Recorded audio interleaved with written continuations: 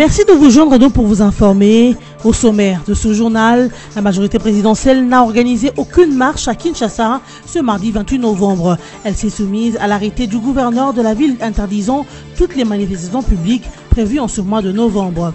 Interrogés, les Kinois appellent les partisans du RASOP et de l'UNANA de respecter l'ordre de l'autorité provinciale pour préserver la paix dans la capitale et dans tout le pays.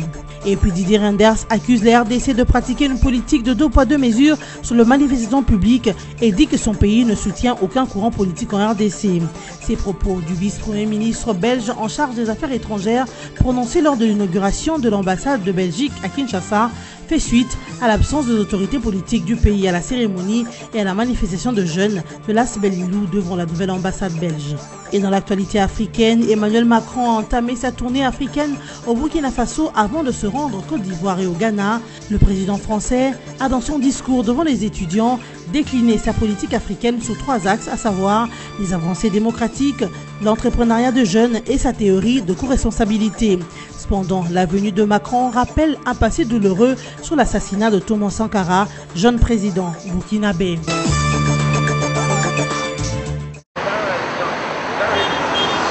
Chose dite, constat fait, la majorité présidentielle a comme promis respecté la décision de l'autorité provinciale André Kimbuta Yango en annulant sa marche prévue ce mardi 28 novembre 2017. Aucun mouvement de marche n'a été constaté dans le centre-ville de la province Kinshasa et sur toute l'étendue de la capitale congolaise. Toutes les activités ont tourné normalement, ont indiqué certaines personnes abordées sans crainte d'être contredits. Tout d'abord, comme c'est bien fainéant, or que tous en côté. Mais en réalité, marche le sami en côté, hein? Quelque part, Congola comprend les gens déjà, tout ça ou pas, rien ne change. Donc c'est quelque part que ça n'a raison européenne. Ça pas que ça ou pas, on a go katabulo n'a jamais pas au tambola na mamango boy change raté. Bon, selon la monnaie tout d'abord Batumza ça il va marcher. La salité, bon, le moment où on a non la circulation, c'est ça, ils ont mais ils ont marche. Tout le monde marche, ça la Ces dernières estiment qu'il ne sert à rien d'aller outre l'interdiction du gouverneur provincial pour l'intérêt du pays. Ils appellent les partisans de l'opposition à s'incliner face à cette décision pour préserver la paix et la convivialité en RDC. Le gouverneur a beau tous les deux côtés, la marche. Pour rappel, la majorité présidentielle et l'opposition avaient dans leur correspondance adressé au gouverneur de la ville de Kinshasa informé de leur marche prévue le 28 et le 30 novembre. Cependant, 2 jours avant, le gouverneur André Kimbuta avait interdit toute marche sur toute la ville de Kinshasa. Une décision respectée par la majorité présidentielle et non par le RASOP. Toutefois, la balle est dans le camp du rassemblement El Limité et de l'UNANA de Willy Michiki qui continuent à vouloir aller outre la décision de l'autorité provinciale en organisant leur marche respectivement contre le calendrier électoral et pour soutenir le calendrier électoral le 30 novembre. Une attitude qui ne favorise pas le climat de paix dans la capitale congolaise.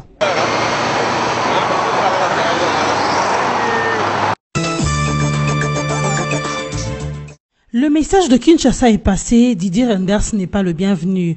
Aucun ministre du gouvernement Tchibala n'a fait de déplacement pour assister à l'inauguration de la nouvelle ambassade du Royaume de Belgique en RDC. La RDC a été représentée par le gouverneur de la ville de Kinshasa, André Kimbuta Yango. Tout est message politique sur les relations tendues entre la Belgique et la RDC, pensent certains observateurs. Mais les opposants étaient nombreux à cette cérémonie, comme ils l'ont toujours fait à Bruxelles, parmi eux Félix Tshisekedi et Vital Kamerhe. Et pourtant, dans son discours inaugural, Didier Reynders a mentionné que la Belgique ne soutient aucun courant politique en RDC. Ce tableau contredit le vice-premier ministre belge. Didier Reynders demande au gouvernement congolais d'autoriser les manifestations publiques car estime-t-il que celles-ci ne sont pas interdites vu que les jeunes de l'As Bellilou ont perturbé son discours sans être inquiétés par la police. Si Didier Reynders est bien informé par la représentation belge de Kinshasa, il doit savoir que les revendications de l'As Bellilou ne datent pas de ce jour, affirment certains observateurs. Ces jeunes qui militent pour l'éveil de la conscience patriotique exigent depuis un temps à la Belgique de de rendre à la RDC les restes du corps de Patrice Emery Lumumba. N'ayant pas encore obtenu une réponse favorable, l'Asbel Lilou a estimé humiliant que la Belgique inaugure une nouvelle ambassade sans réparer les erreurs qu'elle a commises en RDC. Voilà la raison de leur présence à cette ambassade. Rien à voir avec la politique de 2 poids 2 mesures sur les manifestations publiques, comme le pense Didier Renders. Le projet de loi de finances 2018 a été déclaré recevable par le président de l'Assemblée nationale, Aubin Minaku. Ce, lors de la séance plénière du lundi 27 novembre 2017 au Palais du Peuple, après la réponse du Premier ministre Bruno Tshibala aux préoccupations des députés.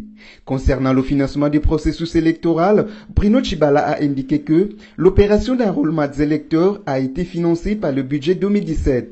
Tandis que le budget 2018 prendra en compte des besoins exprimés par la CENI pour la poursuite du processus électoral. Bruno Tshibala a aussi fait savoir que la recevabilité de ce projet de budget de l'année 2018 permettra à son gouvernement d'accomplir sa première mission, à savoir l'organisation des élections. Les préoccupations des élites du peuple ont aussi tourné autour des recettes de l'État et des dépenses publiques. À ce sujet, le chef du gouvernement a affirmé la faible contribution des recettes des produits pétroliers au budget national. Il a à cet effet annoncé une enquête diligentée par les gouvernements sur l'exploitation de la société pétrolière Perenco, opérant dans le Congo central dans la ville de Mwanda. Une enquête qui se fera conjointement avec la commission ECOFIN de l'Assemblée nationale pour voir clair dans ce qu'il convient d'appeler coulage des recettes de l'État. La coordination de la société civile des Kouilou s'oppose à l'arrêté portant vente des bâtiments publics sur l'ensemble de la province. Environ 14 parcelles considérées comme des domaines publics sont ciblées par cet arrêté. Les représentants de la société civile ont rejeté les raisons avancées par le ministre provincial des Affaires foncières, Serge Makonga, pour qui cette vente permettra au gouvernement provincial de financer certains travaux de réhabilitation des infrastructures dans la ville. Par ailleurs, les délégués de la société civile des Kouilou disent craindre que la motivation de cette vente soit autre que celles qui sont affirmées. Cependant, le ministre provincial du Kouilou, chargé des affaires foncières, a rappelé à la société civile que la décision de vendre ou non de parcelles de l'État ne révèle que de la seule compétence du gouvernement et non de la dite société civile. Lancement des travaux de la clôture électrique du parc national de Virunga. La phase d'installation de la clôture électrique autour des zones délimitant le parc national de Virunga a été lancée par l'Institut congolais pour la conservation de la nature ICCN le week-end dernier à Ichacha, en territoire des Rutshuru. Avec l'implantation de cet enclos, l'ICCN entend régler les conflits liés à la prédation des cultures des populations locales par les éléphants et les buffles du parc Virunga. Vu que, durant environ 4 ans, les habitants du Chacha se plaignent de la destruction de leur culture. Ainsi, pour pallier à ces dommages, une centaine de jeunes du Chacha recrutés par l'ICCN dans le cadre de ce projet ont prêté main forte à cette institution en installant des poteaux électriques. Après quoi, il sera procédé à la fixation d'un réseau de fils connectés à l'électricité sur environ 10 km le long de la limite du parc. Par ailleurs, les habitants du Chacha s'estiment soulagés et en même temps secourus. Le projet pilote sur l'installation de la clôture électrique le long du parc de Virunga encadre les jeunes du Chacha et de Nyamuhangi afin de mettre un terme à la destruction des cultures des populations locales par les mammifères du parc. C'est parti pour un second mandat de 5 ans de Uhuru Kenyatta. Après avoir largement remporté l'élection présidentielle du 26 octobre dernier, le président kenyan Uhuru Kenyatta a prêté serment ce mardi 28 novembre devant 60 personnes rassemblées dans le stade de Kasarani au nord-est de la capitale Nairobi. Boycotté par l'opposition, Uhuru Kenyatta a été définitivement investi, selon la Constitution, à la tête de son pays à moitié divisé. La main posée sur la Bible, le président kenyan a profité de cette occasion, en présence des 13 chefs d'État africains, pour promettre son allégeance à la République du Kenya. Du reste, la prestation de serment de Uhuru Kenyatta sonne la fin d'une saga électorale marquée par l'invalidation en justice de la présidentielle du 8 août 2017. Mais de leur côté, les opposants kenyans continuent de protester contre le maintien au pouvoir de Uhuru Kenyatta pour 5 années supplémentaires. Le président français Emmanuel Macron est arrivé lundi soir au Burkina Faso où il a entamé une tournée africaine qui va le conduire également en Côte d'Ivoire et au Ghana. Un séjour où le jeune président français a décliné dans un discours de près d'1h30 sa politique africaine ce mardi devant un parterre de quelques 800 étudiants à Ouagadougou. Une politique qu'il articule sur 3 axes essentiels, à savoir les avancées démocratiques, l'entrepreneuriat des jeunes et sa théorie de co-responsabilité qui suggère une implication concertée des dirigeants africains et occidentaux dans l'encadrement de cette jeunesse pour son émancipation et du processus de développement en général. Cependant, à Ouagadougou, comme dans certaines capitales africaines, la venue du président français laisse traîner certaines résonances et rappelle des passés douloureux.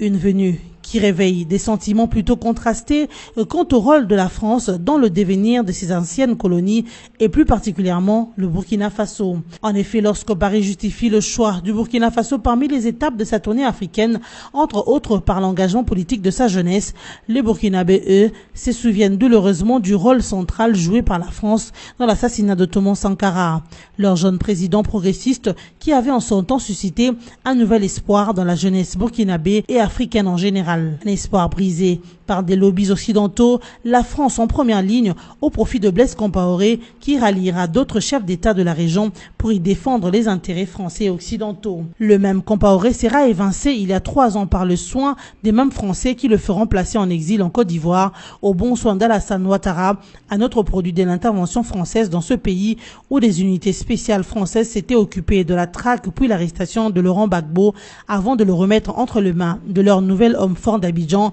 juste en transit pour la CPI. La tournée de Macron résonne ainsi comme un pèlerinage en pays conquis et soumis. Une image de soumission que tend à souligner cette mesure du nouveau président burkinabé qui a décrété un congé de 2 jours pour les écoliers pendant le séjour du président français. Même la jeunesse burkinabé a apprécié diversement cette venue en cette période où s'est ouvert le dossier du procès de l'assassinat de Sankara.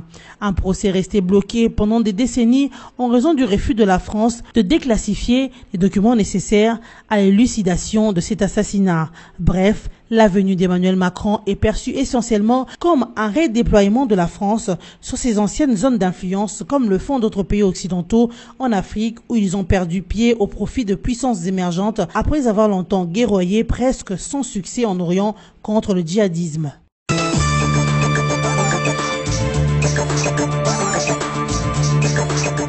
Mesdames, Messieurs, voici le rappel de titre. La majorité présidentielle n'a organisé aucune marche à Kinshasa ce mardi 28 novembre. Elle s'est soumise à l'arrêté du gouverneur de la ville interdisant toutes les manifestations publiques prévues en ce mois de novembre. Interrogé, les Kinois appellent les partisans du RASOP et de l'UNANA de respecter l'ordre de l'autorité provinciale pour préserver la paix dans la capitale et dans tout le pays.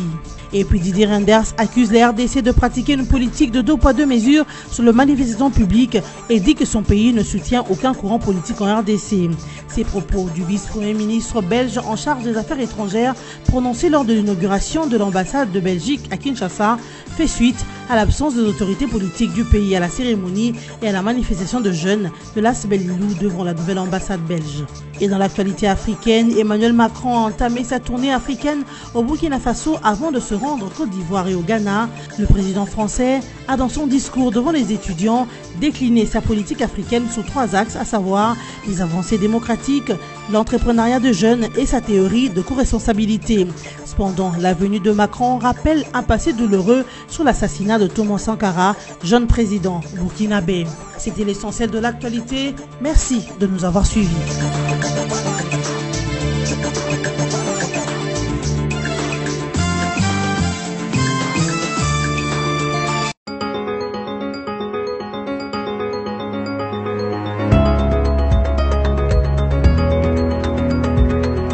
Bon mardi à tous et bienvenue à la lecture de journaux parus en ligne ce mardi 28 novembre 2017, sélectionnés et résumés pour vous sur BLC TV. Ouvrons cette revue de presse avec Congo Virtuel qui note en grand titre « Élection, la Synco fait un procès à Kabila à la CENI ». En fait de message issu de sa dernière assemblée, la Synco fait une compilation des rumeurs et de soupçons enveloppés dans de supposées recommandations pour porter des accusations sibyllines contre des institutions et des personnalités qu'elle responsabilise pour les difficultés du processus électoral. Un discours qui résonne comme des pics contre le chef de l'État, la CENI et le gouvernement. De ce fait, loin de rassembler le peuple de Dieu, la Synco l'a ainsi divisé en faisant le choix de la partialité après avoir volontairement décidé de devenir actrice à part entière dans l'arène politique. L'opinion publique a découvert ce lundi 27 novembre 2017 la déclaration de la Conférence épiscopale nationale du Congo sanctionnant les travaux de l'Assemblée plénière extraordinaire qu'elle a tenue du 22 au 24 novembre dernier. Axée uniquement sur le processus électoral, cette déclaration ne change cependant rien de la position déjà connue de la Synco sur cette question. Au contraire, le clergé catholique n'a fait que réaffirmer la position qu'il est la sienne depuis la sortie des négociations du centre interdiocésain d'où l'église catholique romaine est sortie plus politisée que jamais. Une politisation qui a atteint son apogée avec la signature par cette même église d'un manifeste dit citoyenne à Paris au terme d'un séminaire initié par les lobbies politico-affairistes occidentaux bien connus par les Congolais à qui l'on peut en plus non plus cacher leur intention sur la RDC. Quoi de plus normal donc que dans sa déclaration, la Synco soit maintenue dans sa posture politique d'actrice à part entière dans les joutes politiques au pays de Lumumba. Poursuivons cette revue de presse avec Forum 2As qui titre à sa manchette « Très portée sur la question électorale, la plateforme chère à Sami Badibanga donne encore la voix. Le projet électoral et anticonstitutionnel soutient le progressiste ». À peine le projet de la loi modifiant et complétant la loi électorale a-t-il atterri dans les travées de l'hémicycle que la plateforme Le Progressiste a crié au crime des lésées constitutions. C'est avec force argument coulé en une déclaration où le seuil de la représentativité de 3% est jugé démocraticide, en ce qui exclut quantité des candidats de jeux politiques dont les indépendants. Aux yeux du regroupement de l'opposition piloté par le Premier ministre honoraire Sami Badibanga, le projet de révision de la loi électorale vise ainsi à instaurer un vote censitaire afin de favoriser le principal parti de la majorité sortante, à savoir le PPRD. Depuis le lundi 20 novembre 2017, le gouvernement a déposé au bureau de l'Assemblée nationale un projet de révision de la loi numéro 06/006 du 9 mars 2006 portant organisation des élections présidentielles, législatives, provinciales et locales. C'est ce projet de loi que le vice-premier ministre et ministre de l'Intérieur a présenté ce lundi 27 novembre devant la plénière de l'Assemblée nationale. Bouclons cette revue de presse avec le site de la radio onisienne qui titre « Félix Tshisekedi, personne dans ce pays ne peut nous interdire de manifester ». Félix Tshisekedi, président de la plateforme de l'opposition Le Rassemblement, rejette l'interdiction de manifestation du 28 et 30 novembre décidée par le gouverneur de la ville de Kinshasa. Selon lui, personne ne peut empêcher aux Congolais d'exercer le droit inscrit dans la Constitution. Lorsque le jour viendra, le 30 novembre, ce sera notre droit de manifester. Personne dans ce pays ne peut l'interdire. Pour nous, cette histoire d'interdiction de marche n'existe pas. Nous serons dans les rues de Kinshasa. Nous parlerons au nom du peuple, promet Félix Tshisekedi. Pour les présidents du Rassemblement, la mesure du gouvernement est sans objet. Félix Tshisekedi maintient la marche à la date annoncée et appelle par ailleurs le Congolais à participer massivement à cette manifestation. Ça démontre le manque de sérieux de ceux qui pensent pouvoir donner le droit de manifester ou de les refuser. Le droit de manifester est inscrit dans la Constitution. Ceux qui s'opposent à respecter la Constitution sont passibles de poursuites pour haute trahison, qu'ils médisent bien ce qu'ils sont en train de faire aujourd'hui, parce que l'histoire finit toujours par nous rattraper, affirme Félix Tshisekedi. Ainsi s'achève cette revue de presse. Merci de l'avoir suivi et bonne suite au programme sur nos antennes.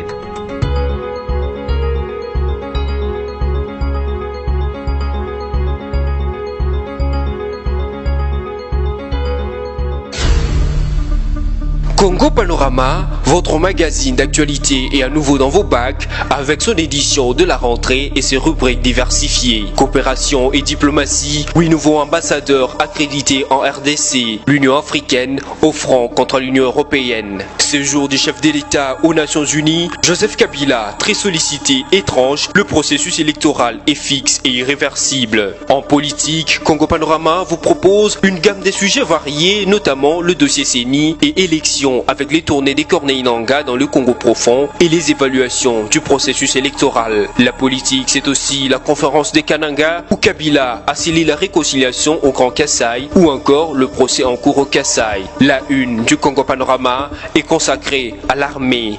Réforme de l'armée, le FARDC en puissance. Votre magazine revient aussi bien sur le monument aux soldats congolais qu'à l'inauguration de l'académie militaire ainsi qu'aux différentes sortes de régiments et bataillons après leur formation. Économie et finances, découvrez nos articles sur la réforme fiscale en RDC, l'évaluation de la feuille de route du FPI, les performances de la SONAS au premier semestre 2017. En développement, Congo Panorama a suivi l'inspection de route par l'office de route, le renforcement de capacité à la CGT ou encore les bilans à l'OVD. En société, Maman Olive Lembe revient au chevet des enfants malades. Il est sur tous les fronts. Éditorial signé Yvon Ramazani. L'éditorialiste revisite les actions du chef de l'État qui aura joué aux démineurs aussi bien sur le plan de l'économie que de la sécurité, la politique, la réconciliation au Kasaï. Congo Panorama, c'est également une édition surprise spéciale Congo Central, une province qui se modernise. Découvrez les investissements et innovations comme le nouveau bâtiment du gouvernorat, le nouveau port, l'usine d'engrais chimiques,